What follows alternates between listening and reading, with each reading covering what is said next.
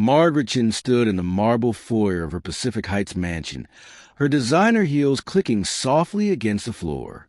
At 58, she had built an empire in commercial real estate, but lately the endless boardrooms and merger talks had left her feeling hollow.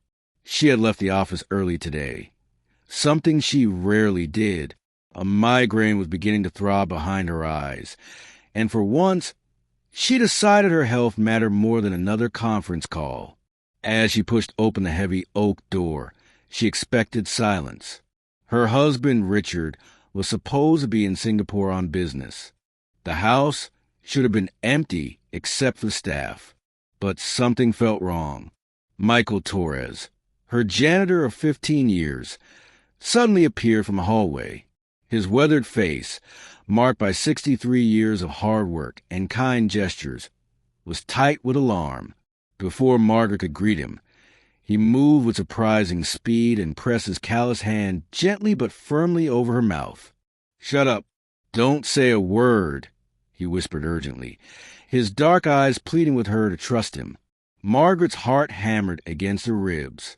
Michael had cleaned her floors, tended her gardens, and shared stories about his grandchildren during their brief morning conversations. He was as familiar to her as the house itself. But this was different. This was terrifying. He guided her carefully backward, out onto the front steps, his hand still covering her mouth. Once they were outside, he finally released her. "Mrs. Chen, listen to me very carefully," Michael said, his voice low and steady. "There are 2 men inside your home. They came in through the back service entrance about 20 minutes ago.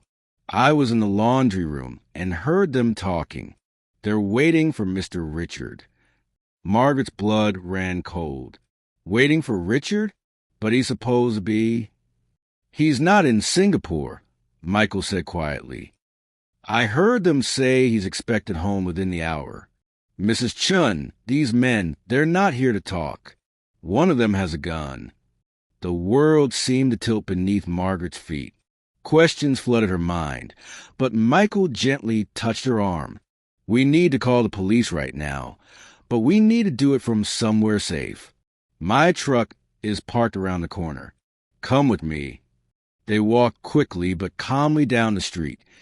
2 figures that might have been employer and employee discussing the day's tasks. Margaret's mind raced. Why would armed men be waiting for Richard? What had her husband gotten himself into? In Michael's old pickup truck, Margaret dialed 911 with shaking fingers. Within minutes, police cars began arriving, silent and swift. Officers surrounded the mansion. Margaret and Michael waited in that truck for what felt like hours, but was only 40 minutes. Finally, a detective approached them. "Mrs. Chen, I'm Detective Harrisburg. We've apprehended 2 men inside your home. They've been wanted in connection with a loan sharking operation. It appears your husband borrowed a substantial amount of money 6 months ago. Money he hasn't repaid."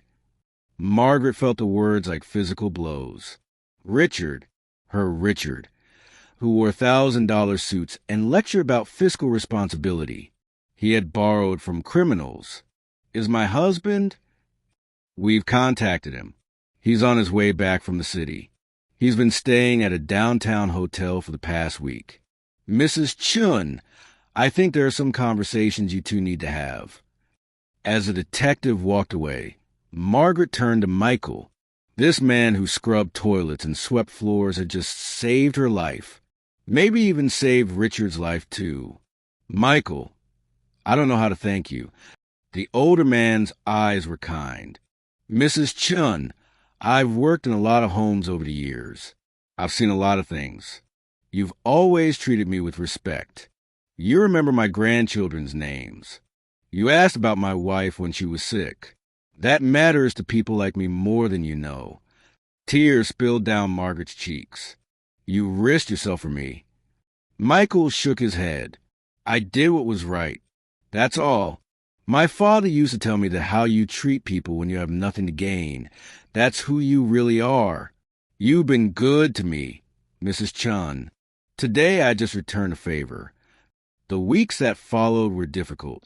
Richard confessed everything. Business losses he had hidden, bad investments, pride that wouldn't let him admit failure, the loan sharks who had seemed like a quick solution until they weren't. Margaret and Richard went counseling. They rebuilt their honesty piece by piece. Richard got help, face his debts properly, and began the slow work of becoming trustworthy again. But it was Margaret's relationship with Michael that changed most profoundly. She realized she had spent years building an empire, but had forgotten to build genuine connections. This quiet man who she had barely known beyond pleasantries had seen danger and acted without hesitation. She increased his salary significantly over his protests. But more than that, she began taking time to really talk with him, to listen, to learn from someone whose wisdom came not from boardrooms, but from a life fully lived with eyes wide open. Michael taught her that wealth meant nothing if you couldn't recognize the people who truly cared. That kindness was a language everyone understood. That sometimes the most important person in your life might be someone you had overlooked for years. On his 64th birthday, Margaret threw Michael a surprise party. She invited his entire family, his grandchildren whom she now knew by name and personality. She gave a speech about the man who had saved her life not just physically, but spiritually. Michael stood there, tears in his eyes, surrounded by love. And Margaret understood finally what true wealth looked like. It looked like this. If this story touched your heart, please like, share, and subscribe for more tales of unexpected kindness. Leave a comment telling us about someone who made a difference in your life when you least expected it.